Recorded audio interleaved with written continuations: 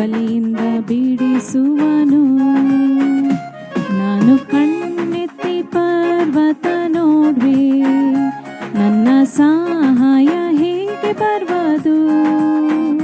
ಭೂಮ್ಯಾಕಾಶ ನಿರ್ಮಿಸಿದ ಯೇಸು ವಿನಿಂದಲೇ ಬರುವುದು ಸಹಾಯವು.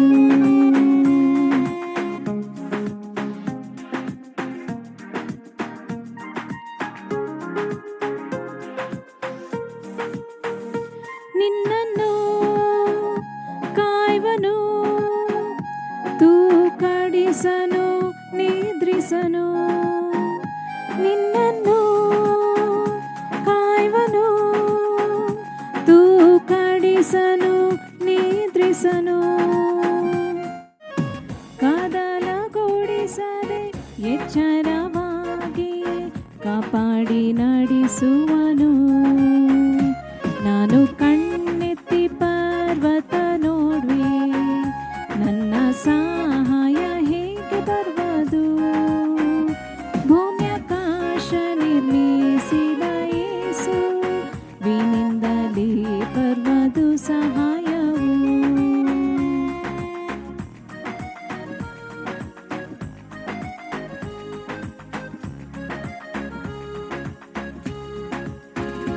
ನಿನ್ನನ್ನು ಕಾಯುವನು, ನೆರಳಾಗಿ ನಿಂತಿಹನು.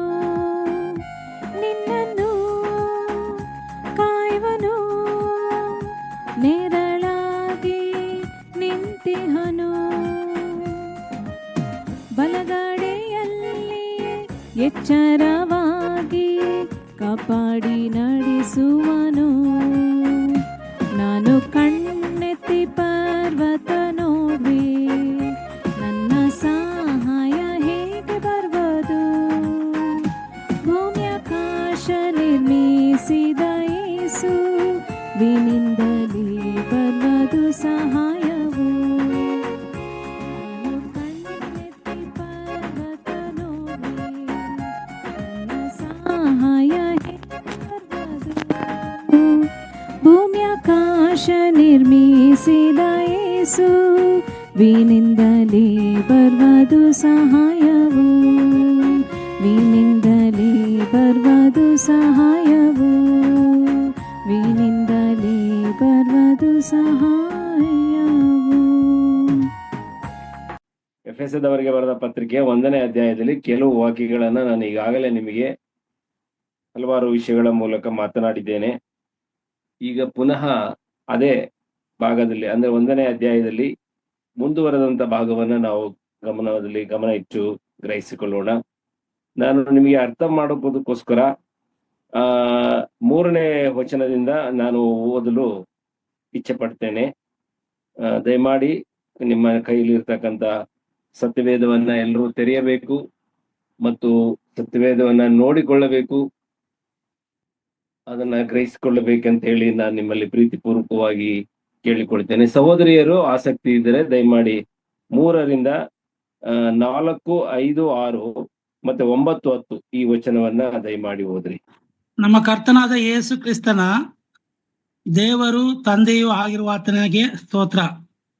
ಆತನು ಪರಲೋಕದಲ್ಲಿನ ಸಕಲ ಆತ್ಮೀಯ ವರಗಳನ್ನು ನಮಗೆ ಕ್ರಿಸ್ತ ಯೇಸುವಿನಲ್ಲಿ ಅನುಗ್ರಹಿಸಿದ್ದಾನೆ.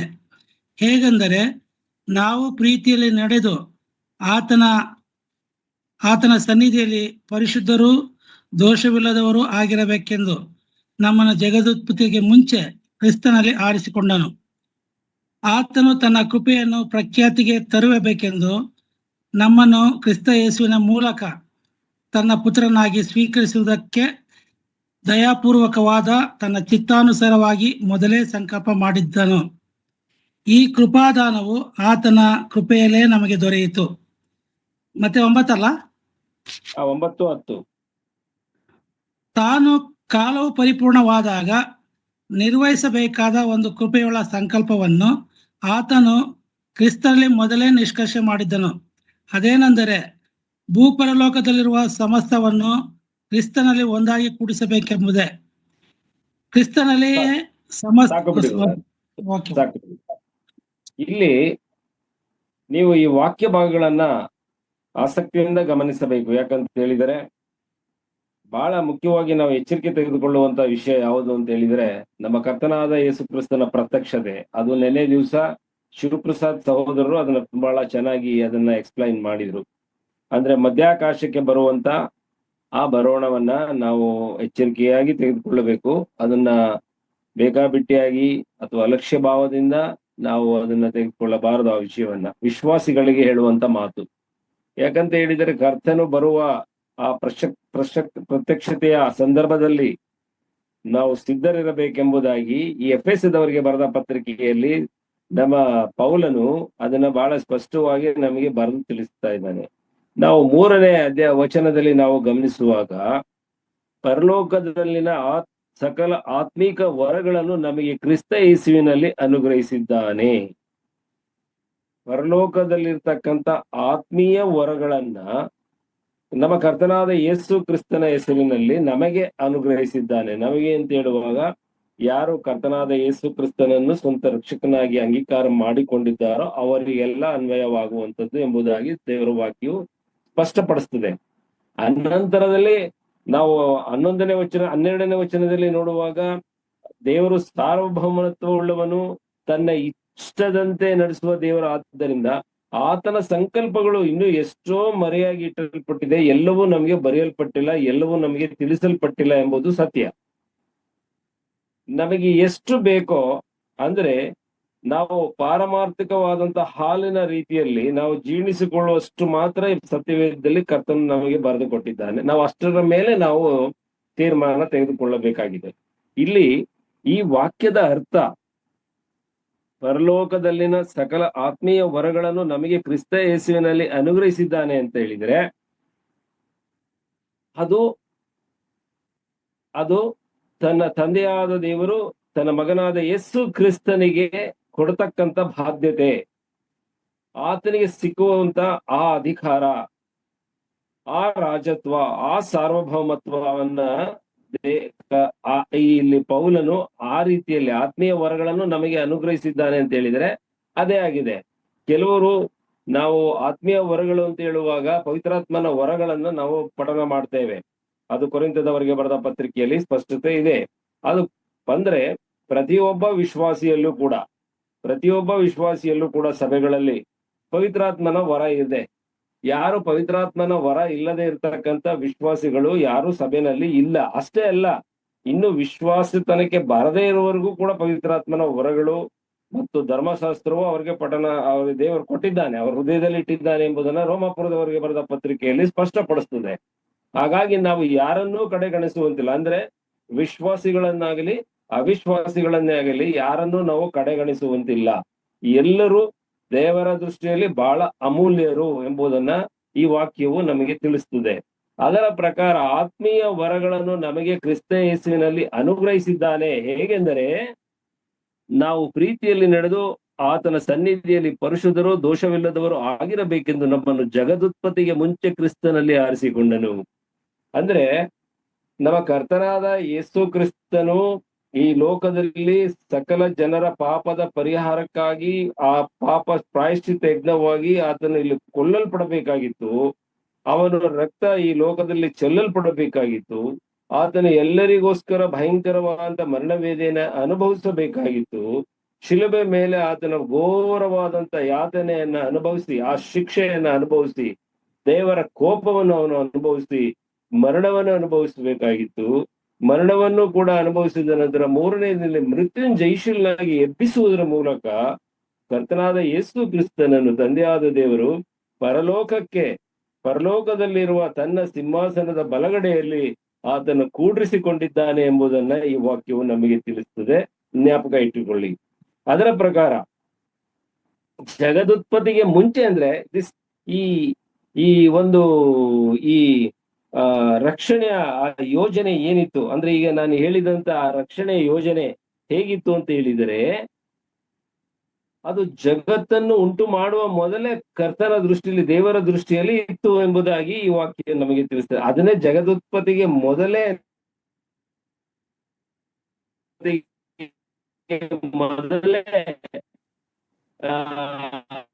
ಕ್ರಿಸ್ತ ಯೇಸುವಿನ ನಮ್ಮನ್ನು ಆರಿಸಿಕೊಂಡಿದ್ದ ಅರ್ಥ ಏನಿದೆ ಅಂತ ಹೇಳಿದ್ರೆ ನಾವು ಕರ್ತನಾದ ಯೇಸು ಕ್ರಿಸ್ತನನ್ನ ನಂಬುವಂತ, ಆತನ ರಕ್ಷಣೆಯ ಅನುಭವನ ಪಡೆದುಕೊಳ್ಳುವಂತ ಒಂದು ಸಂದರ್ಭಕ್ಕೆ ನಾವು ಬಂದಿದ್ದೇವೆ, ನಾವು ಕರ್ತನನ್ನ ಅಂಗೀಕಾರ ಮಾಡಿಕೊಂಡಿದ್ದೇವೆ ಅಂತ ಹೇಳಿದ್ರೆ ನಾವು ಜಗದುತ್ಪತ್ತಿಗೆ ಮೊದಲೇ ನಾವು ಆರಿಸಲ್ಪಟ್ಟಿದ್ದೇವೆ. ಯಾರು ಅದನ್ನ ತಿರಸ್ಕರಿಸಿದ್ದಾರೋ ಅವರು ಜಗದುತ್ಪತ್ತಿಗೆ ಮೊದಲೇ ಆರಿಸಲ್ಪಟ್ಟಿಲ್ಲ ಎಂಬುದಾಗಿ ಅಭಿಪ್ರಾಯವಲ್ಲ. ಹಾಗಂತ ನೋಡುವಾಗ ಕ್ರೈಸ್ತರಾಗಿದ್ದಾರೋ, ಯಾರು ವಿಶ್ವಾಸಿಗಳಾಗಿದ್ದಾರೋ ಅವರನ್ನ ಮಾತ್ರ ದೇವರು ಆರಿಸಿಕೊಂಡಿದ್ದಾರೆ, ಉಳಿದವ್ರನ್ನ ಆರಿಸಿಕೊಂಡಿಲ್ಲ ಅಂತ ಹೇಳಿದ್ರೆ ಯೋಹಾನ್ ಬರೆಸುವಾರ್ತೆ 3ನೇ ಅಧ್ಯಾಯದ 16ನೇ ವಚನ ಅದು ಸುಳ್ಳಾಗಿ ಹೋಗ್ತದೆ. ಯಾಕಂತ ಹೇಳಿದ್ರೆ ಯೋಹಾನ 3:16 ಹೇಳುವ ಪ್ರಕಾರ ಅದು ಸಂಪೂರ್ಣ ಸುವಾರ್ತೆ ಅದರಲ್ಲಿ ಬರೆಯಲ್ಪಟ್ಟಿದೆ. ಏನಂತ ಹೇಳಿದ್ರೆ, ದೇವರು ಲೋಕದ ಮೇಲೆ ಎಷ್ಟೋ ಪ್ರೀತಿಯನ್ನಿಟ್ಟು ತನ್ನ ಒಬ್ಬನೇ ಮಗನನ್ನು ಕೊಟ್ಟನು, ಆತನನ್ನು ನಂಬುವ ಯಾವನಾದರೂ ನಾಶವಾಗಬಾರದೆಂದು ಆತನನ್ನು ಕೊಟ್ಟನು ಎಂಬುದಾಗಿ. ಅಂದ್ರೆ ಯಾರು ಬೇಕಾದ್ರೂ ಅದನ್ನ ಅಂಗೀಕಾರ ಮಾಡಿಕೊಳ್ಳಬಹುದು. ನಾವು ಜ್ಞಾನೋಕ್ತಿಯಲ್ಲಿ ನಾವು ಹೀಗೆ ಓದ್ತೇವೆ, ಜ್ಞಾನವೆಂಬಾಕಿಯು ಬೀದಿಯಲ್ಲಿ ನಿಂತುಕೊಂಡು ನಾನು ಜ್ಞಾನ ಕೊಡ್ತೀನಿ ಎಂಬುದಾಗಿ ಕರೀತಾಳಂತೆ. ಅದರ ಅರ್ಥ ಸುವಾರ್ತೆ. ಈ ಸುವಾರ್ತೆ ಅಂತ ಹೇಳುವಾಗ ಬಹಳ ಶಕ್ತಿಯುತವಾದಂತ ಸುವಾರ್ತೆ. ಒಂದು ಬಾರಿ ಸುವಾರ್ತೆಯನ್ನ ಕೇಳಿ ಈ ಸುವಾರ್ತೆಯನ್ನ ನಂಬಿ ಕರ್ತನಾದ ಯೇಸು ಕ್ರಿಸ್ತನ ಅಂಗೀಕಾರ ಮಾಡಿದವರು ಅದು ಬರೀ ಮಾತಾಗಿ ಉಳಿಯುವುದಿಲ್ಲ, ಅವರಿಗೆ ಯುಗ ಯುಗಾಂತರಗಳಲ್ಲಿಯೂ ಅವರಿಗೆ ಒಂದು ಶ್ರೇಷ್ಠತೆ ಅವರಿಗೆ ಸಿಗ್ತದೆ ಎಂಬುದಾಗಿ ಈ ಎಫೆಸದವರಿಗೆ ಬರೆದ ಪತ್ರಿಕೆಯ 1ನೇ ಅಧ್ಯಾಯದ 3ನೇ ವಚನದಲ್ಲಿ ಇದು ಬರೆಯಲ್ಪಟ್ಟಿದೆ. ನಾವು ಅದನ್ನ ಎಲ್ಲಿ ನೋಡ್ತೇವೆ? 9:10 ನೋಡುವಾಗ, ತಾನು ಕಾಲವು ಪರಿಪೂರ್ಣವಾದಾಗ ನಿರ್ವಹಿಸಬೇಕಾದ ಒಂದು ಕೃಪೆಯುಳ್ಳ ಸಂಕಲ್ಪವನ್ನು ಆತನು ಕ್ರಿಸ್ತನಲ್ಲಿ ಮೊದಲೇ ನಿಷ್ಕರ್ಷೆ ಮಾಡಿಕೊಂಡಿದ್ದನು.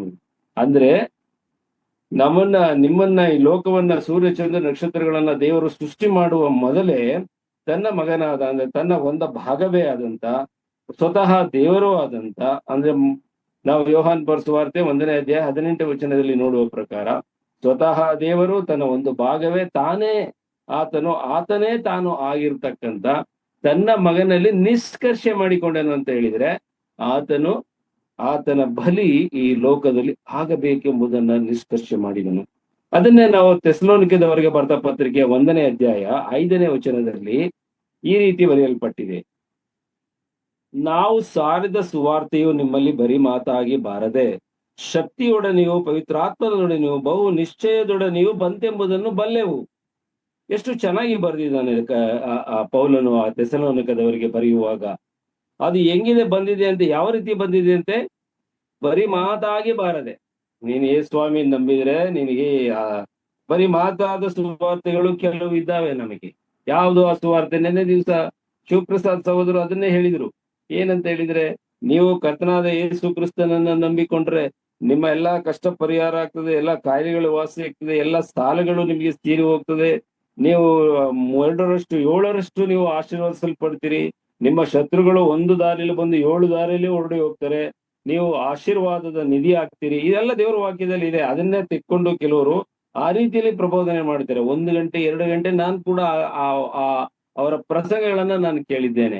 ಅವ್ರು ಇದನ್ನ ಬಿಟ್ಟು ಬೇರೆ ಇನ್ನೇನು ಹೇಳುದಿಲ್ಲ. ನೀವು ಹೆದರಬೇಡ್ರಿ, ಕರ್ತನು ನಮಗಿದ್ದಾನೆ, ಕರ್ತನು ಜಯಿಸಿದ್ದಾನೆ, ಸೈತಾನ್ ಜಯಿಸಿದ್ದಾನೆ, ಲೋಕಜು ನಮಗೆ ಹೆದರಬೇಡ್ರಿ, ಈ ದಿನ ನಿನ್ನ ಕಣ್ಣೀರು ಮಾರ್ಪಡಿಸ್ತದೆ, ನಿನ್ನ ದುಃಖ ಹೋಗಿ ಸಂತೋಷವೂ ಬರ್ತದೆ, ನೀನು ಇವತ್ತು ಅಳುವುದನ್ನ ನಿಲ್ಲಿಸಿ ನಾಳೆ ನಗ್ತೀಯ, ನಿನಗೆ ಕಾರ್ ಸಿಗ್ತದೆ, ಬಸ್ ಇದು ಪ್ರಾಪರ್ಟಿಗಳು ಸಿಗ್ತದೆ, ಗೋಲ್ಡ್ ಸಿಗ್ತದೆ, ಹಣ ಸಿಗ್ತದೆ, ನಿನ್ನ ಮಕ್ಕಳು ಇಂಜಿನಿಯರ್ ಡಾಕ್ಟರ್ಗಳಾಗ್ತಾರೆ, ನಿನ್ನ ಅಳಿಯಂದಿರು ಸೊಸೆಂಜರಿಂಗ್ ಆಗ್ತಾರೆ.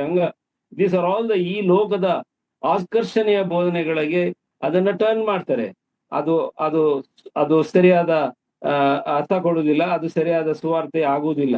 ಇಲ್ಲಿ ಏನಿದೆ, ಅದು ಬರೀ ಮಾತಾಗಿ ಬಾರದೆ. ಎಷ್ಟೋ ಜನರು ಇವತ್ತು ಅಂತ ವಾಕ್ಯಗಳನ್ನ ಕೇಳಿದಂತ ಜನರು ಹುಚ್ಚರಾಗಿ ಹೋಗಿದ್ದಾರೆ. ಯಾಕಂತ ಹೇಳಿದರೆ, ಒಂದು ಉದಾಹರಣೆಯನ್ನ ನಾನು ಯಾರು ಹೇಳಿದ್ದು ಅದು ನನಗೆ ಗೊತ್ತಿಲ್ಲ. ಒಂದು ಉದಾಹರಣೆ ಏನು ಅಂತ ಹೇಳಿದರೆ, ಒಬ್ಬ ಸಹೋದರಿ, ಅವಳು ವಿಶ್ವಾಸಿ. ಆ ವಿಶ್ವಾಸಿಯ ಸಹೋದರಿಗೆ ಒಬ್ಬನಿಂತ ಬೋಧಕರು ಅಲ್ಲಿ ಅವ್ರ ಹತ್ರ ಹೋಗಿ, ನಿಮಗೆ ಈ ಬಾರಿ ನೀವು ಬಸುರಾಗಿ, ಅವ್ರಿಗೆ ಮಕ್ಳಿರ್ಲಿಲ್ಲ, ಅದಕ್ಕೆ ಬಸುರಾಗ್ತೀರಿ, ಮತ್ತೆ ನಿಮಗೆ ಒಂದು ಗಂಡು ಮಗು ಹುಟ್ಟುತ್ತದೆ ಅಂತ ಹೇಳಿ ಪ್ರಾರ್ಥನೆ ಮಾಡಿದ್ರು. ಹಂಗಾಗಿ ಅವರು ಬಹಳ ನಗ ನಾಣ್ಯಗಳೆಲ್ಲ ಕೊಟ್ಟು ಆ ಪಾಸ್ಟರ್ ಬಗ್ಗೆ ಬಹಳ ಪ್ರೀತಿ ಇಟ್ಟುಕೊಂಡು ಅವ್ರನ್ನ ಪ್ರತಿ ವಾರ ಪ್ರತಿದಿನ ಬಂದಾಗ ಅವ್ರಿಗೆ ಬಹಳ ಸನ್ಮಾನ ಮಾಡಿ ಅವ್ರು ನೋಡ್ಕೊಳ್ತಾ ಇದ್ರು. ಅದೇ ರೀತಿಯಲ್ಲಿ ಆ ಅಮ್ಮ ಬಸ್ರಿ ಆದಳು. ಆನಂತರ ದಿನ ತುಂಬುವಾಗ ಇದು ಖಂಡಿತವಾಗಿಯೂ ದೇವರ ಆಶೀರ್ವಾದದಿಂದ ಹುಡ್ತಕ್ಕಂಥ ಗಂಡು ಮಗುವೇ ನಿಮ್ಮ ಹೊಟ್ಟೆಯಲ್ಲಿ ಇರೋದು ಅಂತ ಹೇಳಿ ಪ್ರಾರ್ಥನೆ ಮಾಡಿಬಿಟ್ಟು, ಆದರೆ ಅದು ಹೆಣ್ಣು ಮಗುವಾಗಿ ಹುಟ್ಟಿದಾಗ ಆಕೆಗೆ ಆದಂತ ಮಾನಸಿಕ ಆಘಾತದಿಂದ ಆಕೆಯ ಬುದ್ಧಿ ಭ್ರಮಣೆ ಆಯಿತು. ಆದರೆ ನಾವು ಕೊರಿಂಥದವರೆಲ್ಲ ಬರೆದ ಪತ್ರಿಕೆಯಲ್ಲಿ ಓದುವಾಗ ದೇವರು ಯಾವುದೇ ಕಾರಣಕ್ಕೂ ಗಲಿಬಿಲಿಗೆ ಕಾರಣನಲ್ಲ. ಆ ಹೆಣ್ಣು ಮಗಳಿಗೆ, ಆ ಸ್ತ್ರೀಗೆ, ಆ ಸಹೋದರಿಗೆ ಬುದ್ಧಿ ಭ್ರಮಣೆ ಆಯಿತು, ಇವತ್ತವರೆಗೂ ಸರಿಯಿಲ್ಲ ಎಂಬುದಾಗಿ ಕೇಳಲ್ಪಟ್ಟಿದ್ದೇನೆ. ಇಂಥ ಅನೇಕ ವಿಷಯಗಳು ಅನೇಕ ಕಡೆ ನಡೆಸಲ್ಪಟ್ಟಿದೆ. ಆದರೆ ಸುವಾರ್ತೆ ಅಂತ ಹೇಳುವಾಗ ಅದು ಬರಿ ಮಾತಾಗಿ ಬರುವುದಿಲ್ಲ, ಅದು ನಮಗೆ ಸಿಗುವಂತದ್ದೇ ಎಂಬುದಾಗಿ ದೇವರ ವಾಕ್ಯವು ನಮಗೆ ತಿಳಿಸ್ತಾ ಇದೆ. ಅದು ಇಲ್ಲಿ ನಾವು ಥೆಸಲೋನಿಕ 1ನೇ ಅಧ್ಯಾಯ 5ನೇ ವಚನದಲ್ಲಿ ಓದುವಾಗ ಬರಿ ಮಾತಾಗಿ ಬರದೆ ಶಕ್ತಿಯೊಡನೆಯೂ ಪವಿತ್ರಾತ್ಮದೊಡನೆಯೂ ಬಹು ನಿಶ್ಚಯದೊಡನೆ ಬಂತೆ. ಆ ಸುವಾರ್ತೆಯ ಮತ್ತೊಂದು ಮಹತ್ವದ ವಿಷಯವೇನಂತ ಹೇಳಿದ್ರೆ, ಅದೇ ಥೆಸಲೋನಿಕದವರಿಗೆ ಬರೆದ ಪತ್ರಿಕೆ 1ನೇ ಅಧ್ಯಾಯ 10ನೇ ವಚನವನ್ನ ನಾವು ನೋಡುವಾಗ, ಆಕಾಶದೊಳಗಿಂದ ಬರುವಂತ ಆತನ ಕುಮಾರರನ್ನು ಎದುರು ನೋಡುವರಾದಿರೆಂತಲೂ ತಿಳಿಸುತ್ತಾರೆ. ಈ ಯೇಸುವು ಮುಂದೆ ಬರುವ ದೈವ ಕೋಪದಿಂದ ನಮ್ಮನ್ನು ತಪ್ಪಿಸುವಾತನು. ಆಕಾಶದಿಂದ ಇಳಿದು ಬರತಕ್ಕಂಥವನು ಅಂದ್ರೆ ಕರ್ತನ ಪ್ರತ್ಯಕ್ಷತೆ, ಕ್ರಿಸ್ತನ ಪ್ರತ್ಯಕ್ಷತೆಯಲ್ಲಿ ಅದನ್ನ ಎದುರು ನೋಡುವರಾದೀರೆಂತಲೂ, ಅಂದ್ರೆ ಈಗ ಕ್ರಿಸ್ತನ ಪ್ರತ್ಯಕ್ಷತೆ ಯಾವ ಕ್ಷಣದಲ್ಲೇ ಬೇಕಾದರೂ ಆಗಬಹುದು, ಅದಕ್ಕೆ ಯಾವ ಸೂಚನೆಯೂ ಇಲ್ಲ. ಅದು ಸೂಚನೆಗಳು ಬರುವುದು 2ನೇ ಬರಣಕ್ಕೆ, ಈ ಲೋಕಕ್ಕೆ ಕರ್ತನು ಬರುವಾಗ. ಆದರೆ ಇದು ಮಧ್ಯಾಕಾಶಕ್ಕೆ ಬರುವಂತ ಆ ಒಂದು ಪ್ರತ್ಯಕ್ಷತೆ, ಅದು ತನ್ನ ಮೊದಲ ಗೀತೆಯನ್ನ ಅಂದ್ರೆ ತನ್ನ ಸಭೆಯನ್ನ ತನ್ನ ಬಳಿಗೆ ಎತ್ತುಕೊಳ್ಳುವಂತಹ ಸಂದರ್ಭ. ಅಷ್ಟರೊಳಗಡೆ ಯಾರು ಕರ್ತನಲ್ಲಿ ಇದ್ದು ನಿದ್ರೆ ಹೋಗಿದ್ದಾರೋ ಅವರ ಆತ್ಮಗಳನ್ನು ಪರಲೋಕದಿಂದ ಕರೆತರುವಂತ ಸಂದರ್ಭ. ಆ ಸಂದರ್ಭ ಅದನ್ನ ನಾವು ಎದುರು ನೋಡುವರಾದೀರೆಂತಲೂ ತಿಳಿಸುತ್ತಾರೆ. ಅಂದ್ರೆ ನಾವು ಆ ಒಂದು ದಿನದ ನಿರೀಕ್ಷೆಯಲ್ಲಿ ಇದ್ದೇವೆ. ಆ ಒಂದು ದಿನದ ನಿರೀಕ್ಷೆ ಬಿಟ್ಟರೆ ಬೇರೆ ಯಾವ ನಿರೀಕ್ಷೆಯೂ ಈ ಲೋಕದಲ್ಲಿ ನಮಗೆ ಇಲ್ಲ. ಇದು ನೀವು ಮನದಟ್ಟು ಮಾಡ್ಕೊಳ್ಳಿ. ನಿಮಗೆ ಕಷ್ಟ ಬಂದಾಗ ಕರ್ತನಿಗೆ ಪ್ರಾರ್ಥನೆ ಮಾಡಿರಿ, ಪ್ರಾರ್ಥನೆಗೆ ಸದುತ್ತರವನ್ನು ಕರ್ತನು ಕೊಡುವುದರಲ್ಲಿ ದೃಢ ನಿಶ್ಚಯವಿದೆ, ಅದರಲ್ಲಿ ಯಾವ ಮೊತ್ತ ಇಲ್ಲ. ಆದ್ರೆ ನನಗೆ ಹೀಗೆ ಆಗಬೇಕು, ನನಗೆ ಹಾಗೆ ಆಗಬೇಕು, ನನಗೆ ಒಂದು ಮಿರಾಕಲ್ ಅದ್ಭುತ ನಡೀಬೇಕು, ನನಗೆ ಒಂದು ದರ್ಶನ ಆಗಬೇಕು. ಕೆಲವರು ನಿದ್ರೆ ಮಾಡ್ತಾ ಇರ್ತಾರೆ, ಯಾವುದೋ ಒಂದು ಕನಸಿನಲ್ಲಿ ಏನೋ ಒಂದು ಇನ್ಸಿಡೆಂಟ್ ನನಗೂ ಬೀಳ್ತದೆ. ಆ ಕನಸುಗಳು ನನಗೆ ಬಹಳ ಆಶ್ಚರ್ಯವಾಗಿ ಬೀಳ್ತದೆ. ಒಂದೊಂದ್ಸಲ ಭಯನೇ ಆಗ್ಬೇಕು, ಇಲ್ಲ ಆಶ್ಚರ್ಯ ಆಗ್ಬೇಕು, ಇಲ್ಲ ಸಂತೋಷ ಆಗ್ಬೇಕು, ಆ ರೀತಿಯಲ್ಲಿ. ಆದ್ರೆ ಅದನ್ನೆಲ್ಲ ದರ್ಶನ ಅಂತ ಹೇಳಿ ಕೊಚ್ಕೊಳ್ಳೋದು ಅದು ದೇವರ ಸುವಾರ್ತೆ ಅಲ್ಲ. ಸುವಾರ್ತೆ ಅಂದ್ರೆ ಮುಂದೆ ಬರತಕ್ಕಂತ ದೈವ ಕೋಪದಿಂದ ತಪ್ಪಿಸಿಕೊಳ್ಳುವಂಥದ್ದು. 2ನೇದಾಗಿ ಕ್ರಿಸ್ತನೊಂದಿಗೆ ನಾವು ಪಾಲುದಾರರಾಗುವಂಥದ್ದು, ಕ್ರಿಸ್ತನಿಗೆ ಸಿಗುವಂತ ಆ ಒಂದು ಮಹಿಮಾ ಪದವಿಯಲ್ಲಿ ನಾವು ಪಾಲುದಾರರಾಗುವಂಥದ್ದು. ಅದನ್ನೇ ಥೆಸಲೋನಿಕದವರಿಗೆ ಬರೆದ ಪತ್ರಿಕೆಯಲ್ಲಿ ಪವಿತ್ರಾತ್ಮದೊಡನೆಯೂ ಬರಿ ಮಾತಾಗಿ ಬರದೆ ಶಕ್ತಿಯೊಡನೆಯೂ ಪವಿತ್ರಾತ್ಮನದೊಡನೆಯೂ ಬಹು ನಿಶ್ಚಯದೊಡನೆಯೂ ಬಂತೆಂಬುದನ್ನು ಬಲ್ಲೆವು ಎಂಬುದಾಗಿ ಈ ವಾಕ್ಯವು ನಮಗೆ ತಿಳಿಸ್ತದೆ. ಅದೇ 10ನೇ ವಚನ, 1ನೇ ಅಧ್ಯಾಯ 10ನೇ ವಚನಕ್ಕೆ ಬಂದಾಗ, 1ನೇ ಥೆಸಲೋನಿಕ 1:10 ಬಂದಾಗ, ಈ ಯೇಸುವು ಮುಂದೆ ಬರುವ ದೈವ ಕೋಪದಿಂದ ನಮ್ಮನ್ನು ತಪ್ಪಿಸುವಾತನು ಎಂಬುದಾಗಿ ಈ ವಾಕ್ಯವು ನಮಗೆ ತಿಳಿಸ್ತದೆ. ನನ್ನ ಪ್ರೀತಿಯ ಸಹೋದರ ಸಹೋದರಿ, ಹಾಗಾದ್ರೆ ಆತನಿಗೆ ಸಿಗುವಂತ ಆ ಸ್ಥಾನಮಾನ ಏನು ಆಗಿದೆ. ಆತನು ಯಾವಾಗ ಮರಣವನ್ನ ಜಯಿಸಿ ಮೃತ್ಯುವಿನ ಜಯಶೀಲನಾಗಿ ಪರಲೋಕಕ್ಕೆ ಹೋಗಿ ದೇವರ ಬಳಿಯಲ್ಲಿ ದೇವರ ಬಲಭಾಗದಲ್ಲಿ ಕುಳಿತುಕೊಂಡನು, ಆಗಲೇ ಆತನಿಗೆ ಎಲ್ಲವೂ ಪ್ರಾಪ್ತಿಯಾಗಿದೆ. ನಾವು 20ನೇ ವಚನವನ್ನ ನಾವು 19, 20, 21 ನಾವು ಓದಿಕೊಳ್ಳೋಣ. ಆತನು ಸಾಧಿಸುವ ಪರಾಕ್ರಮವು ಎಷ್ಟು ಅತಿಶಯವಾದದ್ದೆಂಬುದನ್ನು ನೀವು ತಿಳ್ಕೊಳ್ಳುವಂತೆ ಅನುಗ್ರಹಿಸಲಿ. ಅಂದ್ರೆ ಆತನು ಸಾಧಿಸುವ ಪರಾಕ್ರಮ ಯಾವುದು ಅಂತ ಈಗ ತಿಳಿಸ್ತಾನೆ ಪೌಲನು. ಆತನ ಎಫೆಸದವರಿಗೆ ಬರೆದ ಪತ್ರಿಕೆ 1ನೇ ಅಧ್ಯಾಯ 19, 20 ನಾನು ಓದ್ತಾ ಇದ್ದೇನೆ. ದಯಮಾಡಿ ವಾಕ್ಯಗಳನ್ನ ತೆಗಿರಿ. ನೀವು ತೆಗೆದ್ರೆ ಮಾತ್ರ ನನಗೆ ಸಂತೋಷ ಆಗ್ತದೆ. ನೀವು ಐಡಲ್ ಆಗಿ ಕೂತ್ಬಿಟ್ರೆ ನನಗೆ ಡಿಸ್ಕರೇಜ್ ಆಗ್ತದೆ. ಆದ್ರಿಂದ ದಯಮಾಡಿ ನೀವು ಕೋಆಪರೇಟ್ ಮಾಡ್ಬೇಕು ನನ್ನ ಜೊತೆ. ಈಗ ನೀವು 19, 20, 21 ದಯಮಾಡಿ ಓದ್ರಿ ಯಾರು.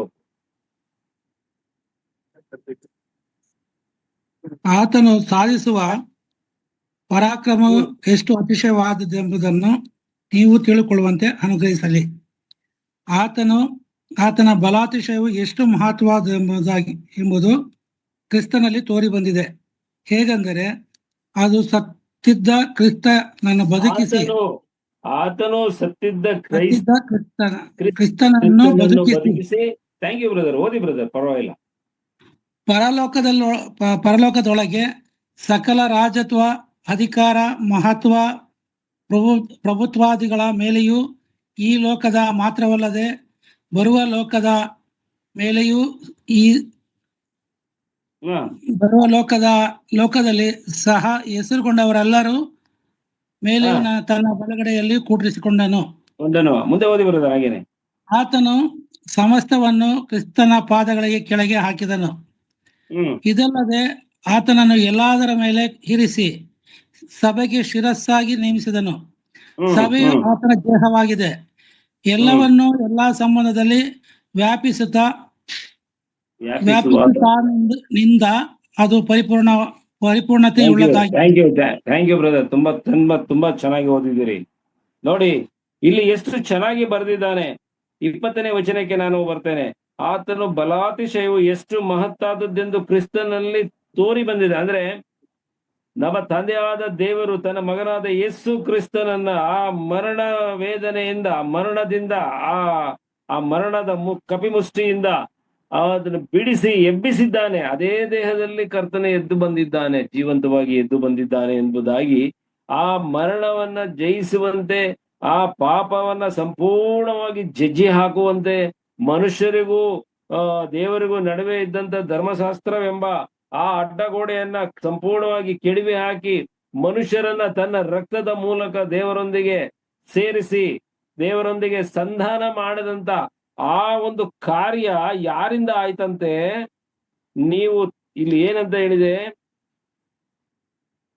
ಆತನ ಬಲಾತಿಶಯವು ಎಷ್ಟು ಮಹತ್ತಾದದ್ದೆಂದು ಕ್ರಿಸ್ತನಲ್ಲಿ ತೋರಿ ಬಂದಿದೆ. ಕ್ರಿಸ್ತನ ಮೂಲಕ ತಂದೆಯಾದ ದೇವರು ತನ್ನ ಈ ಬಲಾತಿಶಯವಾದಂತ ಈ ಕಾರ್ಯವನ್ನ, ಅಂದ್ರೆ ಈ ಸುವಾರ್ತೆ, ಬಲವಾದಂತ ಸುವಾರ್ತೆ, ಬರೇ ಮಾತಿನ ಸುವಾರ್ತೆ ಅಲ್ಲ, ಜೋಕಿಂಗ್ ಸುವಾರ್ತೆ ಅಲ್ಲ, ಅಥವಾ ಈ ಲೋಕದಲ್ಲಿ ಯಾವ್ದೋ ಆಸ್ತಿ ಕೊಡುವಂತ ಸುವಾರ್ತೆ ಅಲ್ಲ. ದಯವಿಟ್ಟು ಅದನ್ನ ನಂಬಬೇಡ್ರಿ. ನೀವು ಸುವಾರ್ತೆಯನ್ನ ಕೇಳಿ ಕರ್ತನಾದ ಯೇಸು ಕ್ರಿಸ್ತನಲ್ಲಿ ಶ್ರೀಮಂತರಾಗಿ ಬಿಡ್ತೀವಿ. ನಮ್ಮ ಎಲ್ಲಾ ಕಷ್ಟಗಳು, ನಮ್ಮ ಕ್ಯಾನ್ಸರ್ ಕಾಯಿಲೆಗಳು, ಶುಗರ್ ಕಂಪ್ಲೇಂಟ್, ಕಣ್ಣು ಹೋಗುವಂಥದ್ದು ಅದೆಲ್ಲ ವಾಸಿ ಆಗ್ತದೆ ಅನ್ನೋ ಭ್ರಮೆಯಿಂದ ಯಾರೋ ಕರ್ತನ ಬಳಿಗೆ ಬರಬೇಡ್ರಿ. ಅದು ರಕ್ಷಣೆ ಆಗುವುದಿಲ್ಲ. ಅದರಿಂದ ಏನು ಪ್ರಯೋಜನವೂ ಇಲ್ಲ. ನಮಗೆ ಇರುವಂತದ್ದು ಏನು? ಮುಂದೆ ಬರ್ತಕ್ಕಂಥ ದೈವ ಕೋಪದಿಂದ ಕ್ರಿಸ್ತನು ತಪ್ಪಿಸುತ್ತಾನೆ. ಅವನ ರಕ್ತ ನಮ್ಮ ಪಾಪಗಳನ್ನು ತೊಳೆದು ಶುದ್ಧೀಕರಿಸಿದೆ. ನಾವು ಆತನನ್ನು ನಂಬುವುದರಿಂದ ನಾವು ರಕ್ಷಿಸಲ್ಪಟ್ಟಿದ್ದೇವೆ. ನಮ್ಮಿಂದ ಆತನ ಏನನ್ನೂ ಎಕ್ಸ್ಪೆಕ್ಟೇಷನ್ ಮಾಡಿ, ಏನನ್ನೂ ಅವನು ಅಪೇಕ್ಷೆ ಪಡ್ಲಿಲ್ಲ. ನೀನು ನನ್ನವನಾಗು ಎಂಬುದಷ್ಟೇ ಕರ್ತನ ದೇವರು ಹೇಳಿದಂತ ಮಾತು. ಕರ್ತನಾದ ಯೇಸು ಕ್ರಿಸ್ತನನ್ನು ನಂಬುವುದೇ ರಕ್ಷಣೆಯು ಎಂಬುದಾಗಿ ಅದನ್ನ ಹೇಳಿ, ಆ ಉದುವಾದಂತ, ಆ ಒಂದು ಯಾವ ಶುಲ್ಕವೂ ಇಲ್ಲದಂತ, ಆ ಒಂದು ಫ್ರೀ ಆಗಿ ಕೊಟ್ಟಿರ್ತಕ್ಕಂಥ ಆ ರಕ್ಷಣೆ, ಅದನ್ನ ನಾವು ಒಪ್ಪಿಕೊಳ್ಳಬೇಕೇ ಹೊರತು ಈ ಲೋಕದ ನಿಮ್ಮ ಯಾವ ಆಲೋಚನೆಗಳಾಗ್ಲಿ, ಈ ಲೋಕದ ಸುಖ ದುಃಖಗಳನ್ನ ಹೋಗುತ್ತೆ ಅಂತ ಹೇಳಿ ದಯಮಾಡಿ ಯಾರು ಕೂಡ ಚರ್ಚಿಗೆ ಬರ್ಬೇಡ್ರಿ. ಯಾರು ಕೂಡ ನಂಬಿಕೆ ಇಡಬೇಡ್ರಿ. ಯಾರು ಕೂಡ ನಾನು ಕ್ರೈಸ್ತನೆಂಬುದಾಗಿ ಹೇಳಿ ದೀಕ್ಷಾ ಸ್ನಾನ ತೆಗೆದುಕೊಳ್ಳಬೇಡ್ರಿ. ಮುಂದೆ ಬರ್ತಕ್ಕಂಥ ದೈವ ಕೋಪದಿಂದ ನಾನು ತಪ್ಪಿಸಿಕೊಳ್ತಾ ಇದ್ದೇನೆ ಎಂಬುದಾಗಿ ನಿಮಗೆ ಖಾತ್ರಿ ಆದಾಗ ಮಾತ್ರ ನೀವು ಕರ್ತನನ್ನ ಅಂಗೀಕಾರ ಮಾಡಿಕೊಂಡಿದ್ದೀರಿ ಎಂಬುದನ್ನು ಖಾತ್ರಿ ಪಡಿಸ್ತದೆ. ಆಗ ನೀವು ದೀಕ್ಷಾ ಸ್ನಾನ ತೆಗೆದುಕೊಂಡು ನೀವು ಸಭೆಗಳಿಗೆ ಬರಬೇಕೇ ಹೊರತು, ಆ ಹೃದಯ, ನಿಮ್ಮ ಹೃದಯ ಕರ್ತನ ಹೃದಯ, ಪ್ರೀತಿಯ ಹೃದಯ ಆಗಬೇಕೇ ಹೊರತು ಅಲ್ಲಿಯ ತನಕ ಈ ದುರಾಸೆಯಿಂದ ಯಾರೂ ಬರಬಾರದು. ಇದು ಮತಾಂತರ ಕಾಯಿದೆ ಇದನ್ನೇ ಹೇಳುವಂಥದ್ದು. ತಿಳಿದುಕೊಳ್ಳಿ, ಮತಾಂತರ ಕಾಯಿದೆ ಇದನ್ನೇ ಹೇಳ್ತಾ ಇದೆ. ನೀವು ಸ್ವ ಇಚ್ಛೆಯಿಂದ ಯಾವುದೇ ಬಲವಂತವಿಲ್ಲದೆ, ಯಾವುದೇ ಆಸೆ ಅಮಿಷಗಳಿಗೆ ನೀವು ಒಳಗಾಗದೆ, ಈ ಲೋಕದ ಆಸೆ ಅಮಿಷಗಳಿಗೆ ಒಳಗಾಗದೆ ನೀವು ಮತಾಂತರ ಆಗುವುದರಲ್ಲಿ ಯಾವ ಅಭ್ಯಂತರವಿಲ್ಲ. ಮತಾಂತರ ಅಂತ ಹೇಳುವಾಗ ಕ್ರೈಸ್ತ ಧರ್ಮದಲ್ಲಿ ಈ ಸುವಾರ್ತೆಯಲ್ಲಿ ಮತಾಂತರ ಅನ್ನುವ ಪದವೇ ಇಲ್ಲ. ಮತಾಂತರ ಎಂಬ ಪದವೇ ಇಲ್ಲ. ಮಾನಸಾಂತರ ಪಡುವಂಥದ್ದಷ್ಟೇ. ಯಾರು ಮಾನಸಾಂತರ ಪಡ್ತಾರೋ, ಯಾರು ಕರ್ತನಾದ ಯೇಸು ಕ್ರಿಸ್ತನನ್ನ ಹಿಂಬಾಲಿಸ್ತಾರೋ, ಅದು ಆತನ ಶಿಷ್ಯರಾಗಿ, ಆತನ ಮಕ್ಕಳಾಗಿ ಅವರು ಸ್ವೀಕರಿಸಲ್ಪಡ್ತಾರೆ. ಯಾರಿಂದ? ಈ ಲೋಕದವರಿಂದ ಅಲ್ಲ, ಅದು ದೇವರಿಂದ ಸ್ವೀಕರಿಸಲ್ಪಡುವಂಥದ್ದು. ಅದೇ ಸುವಾರ್ತೆ. ಮತಾಂತರ ಅಂತ ಹೇಳಿದ್ರೆ ಅದೇ ಬೇರೆ. ಅದನ್ನ ದಯವಿಟ್ಟು ಆ ರೀತಿಯಾದಂತ ಗಲಿಬಿಲಿಯ ಮತಾಂತರ ಮಾಡುವುದು ಶಿಕ್ಷಾರ್ಹ ಅಪರಾಧ. ಅದನ್ನ ನಾವು ಒಪ್ಪಿಕೊಳ್ಳಲೇಬೇಕು. ಅದನ್ನ ಒಪ್ಪಿಕೊಳ್ಳೋದ್ರಲ್ಲಿ ಯಾವ ತಪ್ಪಿಲ್ಲ. ಅದನ್ನ ಪ್ರೊಟೆಸ್ಟ್ ಮಾಡ್ಲಿಕ್ಕೆ ಇವತ್ತು ಎಷ್ಟೋ ಜನರು ಬಂದ್ಬಿಟ್ಟಿದ್ದಾರೆ. ನಾವು ಎಲ್ಲರೂ ಹೋಗಿ ಯಾರು ಸೇವಕರ ಸುವಾರ್ತೆ ಸಾರುವಾಗ ಯಾರು ಯಾಕಪ್ಪ ಸಾರ್ತ್ಯ ನಿಂದೆಲ್ಲ ಇಲ್ಲಿ ಯಾಕೆ ಹೇಳಿ ಮತಾಂತರ ಮಾಡ್ತಿದ್ಯಾ ಹಾಗೆ ಹೀಗೆ ಅಂತ ಕೇಳುವಂತ ಸಂದರ್ಭದಲ್ಲಿ ಸ್ವಲ್ಪ ಘರ್ಷಣೆ ಆಗಿ ಪ್ರಕರಣಗಳು ದಾಖಲಾಗುವಂತ ಪರಿಸ್ಥಿತಿಗಳು ಬಂದಾಗ ಅವರ ಪರವಾಗಿ ನಾವಿದ್ದೇವೆ ಅಂತ ಹೇಳಿ ಬರುವಂತ ಎಷ್ಟೋ ಜನ ಲೀಡರ್ಸ್ಗಳು ಇವತ್ತು ಇದ್ದಾರೆ. ಅದಕ್ಕೆ ಕಾರಣ ಅವ್ರ ಲೀಡರ್ಶಿಪ್ನ ಆಸೆ ಇರಬಹುದು ಎಂಬುದಾಗಿ ನಾನು ನೆನೆಸ್ತೇನೆ. ಆದರೆ ಯಾರು ಕೂಡ ಅವನ ಬದಲು ನಾನ್ ಜೈಲ್ಗೆ ಹೋಗ್ತೀನಿ ಎಂಬ ಹೇಳುವಂತ ಒಬ್ಬ ವಿಶ್ವಾಸಿ ಯಾರೂ ಬರುವುದಿಲ್ಲ. ನೀವನ ಬದಲು ನನ್ನ ಕರ್ಕೊಂಡೋಗಿ ಸ್ವಾಮಿ, ನಮ್ಮನ್ನ ಜೈಲಿಗೆ ಕರ್ಕೊಂಡೋಗಿ, ಜೈಲ್ ಬರೋ ಚಳವಳಿ ಮಾಡ್ತೀವಿ ಅನ್ನೋರು ಯಾರೂ ಇಲ್ಲ. ನಾವು ಇಲ್ಲಿ ಹೇಳ್ತೇವೆ ಅಷ್ಟೇ, ಹೇಳೋದಷ್ಟೇ. ಕೇಳೋದಕ್ಕೆ ಬಹಳ ಚೆನ್ನಾಗಿರ್ತದೆ. ಅದು ಬೇರೆ ವಿಷಯ, ಈ ಲೋಕದ ವಿಷಯವೇ. ನಮಗೆ ಯಾವ ಲೀಡರ್ಶಿಪ್ ಕೂಡ ಈ ಲೋಕದಲ್ಲಿಲ್ಲ. ಅದು ನೀವು ಜ್ಞಾಪಕ ಇಟ್ಕೊಳ್ಳಿ. ನಮಗೆ ಯಾರ ಮುಂದಾಳತ್ವಗಳು ಇಲ್ಲ. ಸಭೆಗಳು ವಿಶ್ವಾಸಿ ಈ ಲೋಕದಲ್ಲಿ ಈ ಸಭಾಕಾಲದ ಸಭೆ ಮನೆಗಳಿದ್ದಾವೆ ಹೊರತು ಯಾವ ದೇವಾಲಯಗಳು ಇಲ್ಲ. ದಯಮಾಡಿ ಗಮನಿಸ್ರಿ ನೀವು. ದೇವಾಲಯಗಳು ಕ್ರಿಸ್ತನ ಹೆಸರಿನಲ್ಲಿ, ತಂದೆಯಾದ ದೇವರ ಹೆಸರಿನಲ್ಲಿ, ಪವಿತ್ರಾತ್ಮನ ಹೆಸರಿನಲ್ಲಿ ಯಾವ ದೇವಾಲಯಗಳು ಈ ಲೋಕದಲ್ಲಿ ಇರುವುದಕ್ಕೆ ಅವಕಾಶ ಇಲ್ಲ. ಇದು ಹೊಸ ಒಡಂಬಡಿಕೆಯ ತತ್ವ, ದೈವಿಕ ತತ್ವ, ದೈವಶಾಸ್ತ್ರ ಹೇಳುವಂಥದ್ದು. ಯಾರಾದ್ರೂ ಇದು ಚರ್ಚ್, ಇದು ದೇವಾಲಯ, ಕ್ರೈಸ್ತ ದೇವಾಲಯ, ಇಲ್ಲಿ ಒಬ್ಬ ಪಾಸ್ಟರ್ ಇದ್ದಾರೆ, ಅವರೇ ಬಹಳ ಮುಖ್ಯ, ಅವರು ಯಾಜಕ ಸೇವೆ ಮಾಡ್ತಾ ಇದ್ದಾರೆ ಹಾಗೆ ಅಂತ ಹೇಳ್ತಾರೆ. ಇಲ್ಲ, ದೇವರ ವಾಕ್ಯದ ಪ್ರಕಾರ ವಿಶ್ವಾಸಿಗಳಿಗೆ ಯಾಜಕ ಸೇವೆ ಮಾಡುವ ಅಧಿಕಾರವೂ ಇಲ್ಲ. ಈ ಲೋಕದಲ್ಲಿ ಅವರು ಯಾಜಕ ಸೇವೆ ಮಾಡುವುದಿಲ್ಲ. ಈ ಲೋಕದ ಯಾಜಕ ಸೇವೆಯನ್ನು ಯಾರಾದ್ರೂ ಅಪೇಕ್ಷೆ ಪಟ್ಟು ಆಸೆ ಪಟ್ಟಿದ್ದಾರೆ, ಅವರು ಪರಲೋಕದ ಯಾಜತ್ವಕ್ಕೆ ಅವರು ತಿರಸ್ಕರಿಸಲ್ಪಡ್ತಾರೆ ಎಂಬುದಾಗಿ ಪ್ರಕಟಣಾ ಗ್ರಂಥ ಅದು ಬಹಳ ಚೆನ್ನಾಗಿ ನಮ್ಗೆ ತಿಳಿಸ್ತದೆ. ಮುಂದೆ ದೇವರ ಚಿತ್ತವಿದ್ರೆ ನಾವು ನಮ್ಮ ಶಿವಪ್ರಸಾದ್ ಅವರ ಬಾಯಲ್ಲಿ ಅದನ್ನ ನೀವು ಕೇಳ್ತೀರಿ ಎಂಬುದಾಗಿ ನಾನು ನಂಬ್ತೇನೆ. ಇಲ್ಲ, ಇನ್ನು ಅನೇಕ ಭಕ್ತರು ನಿಮ್ಮ ಜೊತೆಯಲ್ಲಿ ಮಾತನಾಡಬಹುದು, ನಮ್ಮ ಜೊತೆಯಲ್ಲಿ ಇರ್ತಕ್ಕಂಥವ್ರು. ದೇವರಂತವ್ರನ್ನ ಪ್ರೇರೇಪಣೆ ಮಾಡಲಿ.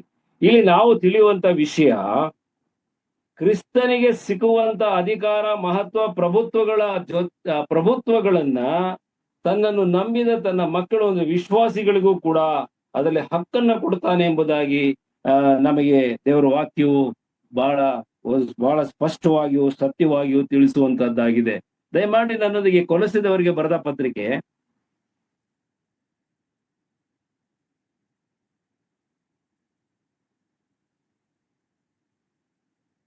1ನೇ ಅಧ್ಯಾಯ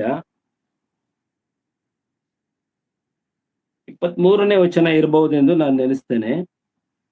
ಸಭೆಯು ಆತನ ದೇಹವಾಗಿದೆ, ಎಲ್ಲವನ್ನು ಎಲ್ಲ ಸಂಬಂಧದಲ್ಲಿ ವ್ಯಾಪಿಸುವ ಆತನಿಂದ ಅದು ಪರಿಪೂರ್ಣತೆ ಉಳ್ಳದಾಗಿದೆ. 21ನೇ ವಚನಕ್ಕೆ ಬರ್ರಿ ದಯಮಾಡಿ. 21ನೇ ವಚನದಿಂದ 21ನೇ ವಚನ ಇದಲ್ಲದೆ 21ನೇ ವಚನ 22ರ ಓದ್ತೀವಿ. ಸರಿ, ಒಂದ್ ಸೆಕೆಂಡ್, ನಾನು ತಪ್ಪು ತೆಗೆದಿದ್ದೇನೆ. ನನ್ನ ಬೈಬಲ್ ತೆಗೆಯುವಾಗ ಹೆಚ್ಚು ಕಮ್ಮಿ ಆಗಿದೆ. ನಾನು ಹೇಳುವಾಗ ಕೊಲೊಸ್ಸೆದವರಿಗೆ ಬರೆದ ಪತ್ರಿಕೆ 1ನೇ ಅಧ್ಯಾಯ 23ನೇ ವಚನ ಓದಿ ಬ್ರದರ್. ನೀವು ಕೇಳಿದಂತ ಆಕಾಶದ ಕೆಳಗಿರುವ ಸರ್ವ ಸೃಷ್ಟಿಗೆ ಸಾರಲ್ಪಟ್ಟಂತ ಸುವಾರ್ತೆಯಿಂದ ಉಂಟಾದ ನಿರೀಕ್ಷೆಯನ್ನು ಬಿಟ್ಟು ತೊಲಗಿ ಹೋಗದೆ ಅಸ್ಥಿವಾರದ ಮೇಲೆ ನಿಂತು ಸ್ಥಿರವಾಗಿದ್ದು ನಂಬಿಕೆಯಲ್ಲಿ ನೆಲೆಗೊಂಡಿರುವುದಾದರೆ ಆ ಪದವಿ ನಮಗೆ ಪ್ರಾಪ್ತವಾಗುವುದು. ನಿನಗೆ ಪ್ರಾಪ್ತವಾಗುವುದು. ಬಹಳ ಚೆನ್ನಾಗಿ ಓದಿದಿರಿ, ತುಂಬಾ ಥ್ಯಾಂಕ್ಸ್ ಸೋಮಸುಂದರ್. ಇಲ್ಲಿ ನೋಡಿ, ಇಲ್ಲಿ ಎಷ್ಟು ಚೆನ್ನಾಗಿದೆ ಅಂತೆ. ನಮಗೆ ಒಂದು ಬುದ್ಧಿವಾದದ ಮಾತಿಲ್ಲಿದೆ, ಅಂದ್ರೆ ನಮಗೆ ಎಚ್ಚರಿಕೆಯ ಮಾತಿದೆ. ಏನಂತ ಹೇಳಿದ್ರೆ, ನಿರೀಕ್ಷೆಯನ್ನು ಅದನ್ನ ನಾವು ಇನ್ನು ಸ್ವಲ್ಪ ಮೇಲೆ ಓದೋಣ. 23ರಿಂದ ಓದ್ತೇನೆ. ನೀವು ಕೇಳಿದಂತ ಆಕಾಶದ ಕೆಳಗಿರುವ ಸರ್ವ ಸೃಷ್ಟಿಯನ್ನು ಬಿಟ್ಟು, ಈ ನಿರೀಕ್ಷೆ ಅಂತ ನಾವೇನದು ಮುಂದೆ ಬರುವ ದೈವ ಕೋಪದಿಂದ ನಮ್ಮನ್ನು ತಪ್ಪಿಸ್ತಾನೆ ಎಂಬುದಾಗಿ, ಈ ನಿರೀಕ್ಷೆಯನ್ನ ಬಿಟ್ಟು ತೊಲಗಿ ಹೋಗದೆ, ಎಂತ ಎಂತ ಭಾಷೆ ಇಲ್ಲಿ ಉಪಯೋಗ ಆಗಿದೆ ನೋಡಿ ಕನ್ನಡದಲ್ಲಿ. ತೊಲಗಿ ಹೋಗುವುದು, ಎಷ್ಟೋ ಕಡೆ ಕರ್ತನ್ ನನ್ ತೊಲಗಿ ಹೋಗಿರಿ, ನನ್ನ ಕಣ್ಣು ಮುಂದೆ ನೀವು ತೊಲಗಿ ಹೋಗಿರಿ ಅಂತಾನೆ. ಯಾಕಂತ ಹೇಳಿದ್ರೆ ಅಷ್ಟು ಅವರು ಅವಿಧೇಯರಾಗಿದ್ರು. ಹಾಗೆ ತೊಲಗಿ ಹೋಗದೆ ಅಸ್ಥಿವಾರದ ಮೇಲೆ ನಿಂತು, ಯಾವ್ದಿದು ಅಸ್ಥಿವಾರ? ಅಸ್ಥಿವಾರ ಯಾವುದು? ಕರ್ತನಾದ ಯೇಸು ಕ್ರಿಸ್ತನು ತಾನು ಮೂಲೆಗಲ್ಲಾಗಿ, ನಾವೇ ಫಿಲಿಪ್ಪಿದವರಿಗೆ ಬರೆದ ಪತ್ರಿಕೆಯಲ್ಲಿ ಓದ್ತೇವೆ, ತಾನೇ ಮೂಲೆಗಲ್ಲಾಗಿದ್ದು ಅಪೋಸ್ತಲ 12 ಜನ ಅಪೋಸ್ತಲರ ಮೂಲಕ ಕಟ್ಟಿದಂತ ಅಸ್ಥಿವಾರದ ಮೇಲೆ ನಿಂತು ಅಂತ ಹೇಳುವಾಗ, ಅಲ್ಲಿ ನಿಂತುಕೊಳ್ಳುವನು ಅಂದ್ರೆ ಕಟ್ಟಲ್ಪಡುವಂತ ನಾನು ನೀವು ಅಂತ ಹೇಳಿದ್ರೆ, ಆ ವಿಶ್ವಾಸಿಗಳು ಅಂತ ಹೇಳುವಾಗ ಜೀವ ಉಳ್ಳ ಕಲ್ಲುಗಳಾಗಿ ಆತನು ಉಪಯೋಗಿಸಿ ಅಸ್ಥಿವಾರದ ಮೇಲೆ ನಿಂತಿರುವಾಗ ಅಂತ ಎಂಬುದಾಗಿ, ಅಂದ್ರೆ ಕಟ್ಟಲ್ಪಡುವಾಗ ನಂಬಿಕೆಯಲ್ಲಿ ನೆಲೆಗೊಂಡಿರುವುದಾದರೆ, ಈ ನಂಬಿಕೆ ಅದು ಚಿನ್ನ ರತ್ನಕ್ಕಿಂತಲೂ ಅಮೂಲ್ಯವಾದದ್ದು ಎಂಬುದಾಗಿ ದೇವರ ವಾಕ್ಯವು ತಿಳಿಸುತ್ತದೆ. ಬಹಳ ಅಮೂಲ್ಯವಾದದ್ದು. ಕರ್ತನಾದ ಯೇಸು ಕ್ರಿಸ್ತನ ಮೇಲೆ ನಂಬಿಕೆ ಇಡುವುದು ಬಹಳ ಅಮೂಲ್ಯವಾದಂತ ವಿಷಯ, ಅಮೂಲ್ಯವಾದಂತದ್ದು ನಂಬಿಕೆ. ಆ ನಂಬಿಕೆ ಇಲ್ಲಿ ನೆಲೆಗೊಂಡಿದ್ದಾರೆ. ಕ್ರಿಸ್ತನೇ ನನ್ನ ರಕ್ಷಕನು, ಕ್ರಿಸ್ತನೇ ನನ್ನ ಬಾಳು, ನನ್ನ ಜೀವನ, ನನ್ನ ಕರ್ತನು, ಎಲ್ಲವೂ ಅವನೇ ಆಗಿದ್ದಾನೆ. ನನ್ನನ್ನ ದೈವ ಕೂಪದಿಂದ ಬಿಡಿಸ್ತಾನೆ, ನನ್ನನ್ನ ತನ್ನ ಪ್ರತ್ಯಕ್ಷತೆಯಲ್ಲಿ ನಿಲ್ಲಿಸಿಕೊಡ್ತಾನೆ, ನನ್ನನ್ನ ನನಗೆ ಅವನೇ ಆಧಾರಭೂತನಾಗಿಯೂ ಆ ಯುಗಾಂತರಲ್ಲೂ ಕೂಡ ಆತನೇ ಇರ್ತಾನೆ ಎಂಬುದಾಗಿ ನಾವು ನಂಬುವುದಾದರೆ ಆ ಪದವಿ ನಿಮಗೆ ಪ್ರಾಪ್ತವಾಗುವುದು. ಯಾವುದು ಪದವಿ? ನಾವು ಎಫೆಸದವರಿಗೆ ಬರೆದ ಪತ್ರಿಕೆ 1ನೇ ಅಧ್ಯಾಯ 19, 20, 21, 22ರಲ್ಲಿ ಓದುವಂತ ಪದವಿಗೆ ನಮ್ಮನ್ನು ಕೂಡ, ಅಂದ್ರೆ ವಿಶ್ವಾಸಿಗಳನ್ನು ಕೂಡ ಪಾಲುದಾರನಾಗಿ ಮಾಡ್ತಾನಂತೆ ನಮ್ಮ ಕರ್ತನಾದ ಯೇಸು ಕ್ರಿಸ್ತನು. ಈಗ ನೀವು ಹೇಳ್ರಿ, ಸುವಾರ್ತೆ ಅಂದ್ರೆ ಎಂತ ಒಂದು ಅದ್ಭುತವಾದಂತ ಸುವಾರ್ತೆ ನಮ್ಮ ಕೈಗೆ ಕರ್ತನು ಕೊಟ್ಟಿದ್ದಾನೆ. ಎಷ್ಟೋ ಜನ ಸುವಾರ್ತೆಯನ್ನ ಕೇಳಿಯೂ ಕೇಳದಂತೆ, ಕೇಳಿ ಅರ್ಥ ಮಾಡಿಕೊಳ್ಳದೆ ತಮ್ಮದೇ ಆದಂತ ಈ ಲೋಕದ ನಡವಳಿಕೆಗಳು, ಈಗ ನಾವು ಓದಿದೆವು, ನಾವು ಕಲಿಸಿದವರಿಗೆ ಬರೆದ ಪತ್ರಿಕೆಯಲ್ಲಿ ಓದಿದೆವು, ನಾವು ಈ ಲೋಕದ ನಡವಳಿಕೆಗಳನ್ನ ಅನುಸರಿಸುವುದು ಏನದು? ಭ್ರಷ್ಟಾಚಾರ, ಸುಳ್ಳು, ಮೋಸ, ವಂಚನೆ, ಮತ್ತೆ ದುಡ್ಡು ಮಾಡುವುದಕ್ಕೆ ಅನೇಕ ಕಳ್ಳತನಗಳ ದಾರಿಗಳು, ದುಡ್ಡು ಮಾಡಲಿಕ್ಕೆ ಬೇಕಾಗುವಂತ ಸ್ವಾರ್ಥತೆಗಳು, ತನ್ನ ಸಹೋದರಿ ಬೆಳೆಯದಂತೆ ಅವನಿಗೆ ಅಡ್ಡಿಯಾಗಿರುವಂತದ್ದು, ಅವನ ತೇಜೋದಯನ್ನು ಮಾಡಿ ಹಾಳು ಮಾಡುವಂಥದ್ದು, ಸಭೆಗಳನ್ನ 2, 3, 4 ಸಭೆಗಳನ್ನಾಗಿ ಮಾಡುವುದು, ನನ್ನವರು ನಾನೇ ಬೆಳಿಬೇಕೆಂಬ ಆ ಒಂದು ದುಷ್ಟ ಮನಸ್ಸಿನಿಂದ ಸಭೆಗಳಲ್ಲಿ ಇರುವುದು, ಇವೆಲ್ಲವೂ ಈ ಲೋಕಕ್ಕೆ ಸಂಬಂಧಪಟ್ಟಿದ್ದಂಥದ್ದೇ. ನೀವು ಈ ಲೋಕದ ವ್ಯಾಮೋಹವನ್ನ ಬಿಡುವುದಾದರೆ, ಈ ಲೋಕದ ವ್ಯಾಮೋಹವನ್ನ ಬಿಟ್ಟು ಆ ಪರಲೋಕದಿಂದ ಬಂದಂತ ಬಲವಾದ ಸುವಾರ್ತೆ, ಅದರ ಮೇಲೆ ಸಂಪೂರ್ಣವಾದ ನಂಬಿಕೆ ನಾವು ಇಡುವುದಾದರೆ, ಕರ್ತನಿಗೆ ಸಿಗುವಂತ ಆ ಮಹಾ ಪದವಿಯಲ್ಲಿ ಅವರನ್ನೂ ಕೂಡ, ಯಾರು ವಿಶ್ವಾಸಿಗಳಾಗಿದ್ದಾರೋ ಅವರನ್ನೂ ಕೂಡ ಪಾಲುದಾರರಾಗಿ ಮಾಡ್ತಾನೆ ಎಂಬುದಾಗಿ ಎಫೆಸದವರಿಗೆ ಬರೆದ ಪತ್ರಿಕೆ 9, 10ನೇ ವಚನಗಳು ನಮಗೆ ತಿಳಿಸ್ತದೆ. ದೇವರ ಚಿತ್ತವಾದ್ರೆ ಆ ಪಾಲುದಾರಿಕೆಗಳು ಏನಿದೆ, ನಾವು ಯಾವ ರೀತಿಯಲ್ಲಿ ಕರ್ತನು ನಮ್ಮನ್ನ ಆ ರೀತಿಯಲ್ಲಿ ನಮ್ಮನ್ನ ನಡೆಸ್ತಾನೆ, ಯಾವ ರೀತಿಯಲ್ಲಿ ನಮಗೆ ಆ ಒಂದು ಸೌಭಾಗ್ಯಗಳು ನಮಗೆ ಸಿಗ್ತದೆ, ಆ ಅಧಿಕಾರಗಳು ಯಾವಾಗ ಹೆಂಗೆ ಸಿಗ್ತದೆ, ನಾವು ಯುಗಾಂತರಗಳಲ್ಲಿ ಹೇಗೆ ಹಾಳುವಂತವರಾಗ್ತೇವೆ ಅಂದ್ರೆ, ನಾವು ಅಂತ ಹೇಳುವಾಗ ಕರ್ತನನ್ನು ನಂಬಿದ ವಿಶ್ವಾಸಿಗಳು. ನಾನು ಮಾಡ್ತಾ ಇರೋದಂಥದ್ದು ಕೇವಲ ಇದು ವಿಶ್ವಾಸಿಗಳಿಗೆ ಮಾತ್ರ ನಾನು ಮಾತನಾಡ್ತಾ ಇದ್ದೇನೆ, ಬೇರೆ ಯಾರಿಗೂ ಕೂಡ ಇದನ್ನ ನಾನು ಉದ್ದೇಶಿಸಿ ಮಾತಾಡುವುದಿಲ್ಲ. ಯಾಕೆಂದ್ರೆ ಮೀಡಿಯಾದಲ್ಲಿ ನಾನು ಬೇರೆ ಯಾರನ್ನು ಉದ್ದೇಶಿಸುವಂಥದ್ದು ಸರಿಯಲ್ಲ. ಹಾಗಾಗಿ ನಿಮ್ಮ ಮನಸ್ಸಿನಲ್ಲಿ ನನ್ನ ಒಂದು ಅಭಿಪ್ರಾಯ, ನನ್ನ ಒಂದು ಬೇಡಿಕೆ ಏನಂತ ಹೇಳಿದ್ರೆ, ಇವೆಲ್ಲವೂ ಸರಿಯಾಗಿ ನಡೀರಿ, ಬೇಡ ಅಂತ ಯಾರು ಹೇಳುವುದಿಲ್ಲ. ಅದರ ಪ್ರಕಾರ ನೀವು ಇರುವುದಾರೆ, ಇಟ್ಸ್ ಪ್ಲೈನ್ ಹಾರ್ಟ್ ಅಂತ ಹೇಳಿ, ಅದು ಪವಿತ್ರವಾದಂತ ಹೃದಯವಾಗಿ ಅದು ಮಾರ್ಪಡಿಸ್ತದೆ. ನಿಮಗೆ ಎಲ್ಲ ಅಧಿಕಾರಗಳ ಜೊತೆಯಲ್ಲಿ, ನಿಮಗೆಲ್ಲ ಸುಖ ಸಂಪತ್ತಿನ ಜೊತೆಯಲ್ಲಿ ದೇವರು ಎಲ್ಲವನ್ನೂ ಅನುಗ್ರಹಿಸ್ತಾನೆ. ನಾವು ಮೇಲಿನವುಗಳನ್ನು ಹುಡುಕುವಾಗ ಅವೆಲ್ಲದರೂ ಕೂಡ ಎಲ್ಲವೂ ಸಿಗ್ತದೆ ಎಂಬುದಾಗಿ ದೇವರು ಪ್ರಾಮಿಸ್ ಮಾಡಿದ್ದಾನೆ. ಹಾಗಾಗಿ ನಮ್ಮನ್ನ ಕೈ ಬಿಡುವುದಿಲ್ಲ, ಆ ಕಾಯಿಲೆಗಳಲ್ಲೂ ಕೈ ಬಿಡುವುದಿಲ್ಲ, ಅಪಘಾತಗಳಲ್ಲೂ ಕೈ ಬಿಡುವುದಿಲ್ಲ, ಯಾವ ಸ್ಥಳದಲ್ಲೂ ಕೈ ಬಿಡುವುದಿಲ್ಲ, ಅದನ್ನು ಸಂರಕ್ಷಿಸ್ತಾನೆ. ಆದ್ರೆ ಒಂದಲ್ಲ ಒಂದಿನ ನಾವು ಕರ್ತನನ್ನ ನೋಡುವವರಾಗಿದ್ದೇವೆ. ದಯಮಾಡಿ ಈ ವಾಕ್ಯವನ್ನ ಎಲ್ಲರೂ ನೀವು ಸೀರಿಯಸ್ ಆಗಿ ತೆಗೆದುಕೊಂಡಿದ್ದೀರಿ, ನಿಮ್ಗೆ ಅರ್ಥ ಆಗಿದೆ ಅಂತ ಹೇಳಿ ನಾನು ನೆನೆಸುತ್ತಾ ಈ ದಿನ ಇಷ್ಟಕ್ಕೆ ಈ ಪ್ರಸ್ತಾಪವನ್ನ ನಾನು ಮುಕ್ತಾಯ ಮಾಡ್ತೇನೆ. ದೇವರ ಚಿತ್ತವಾದ್ರೆ ಬರುವ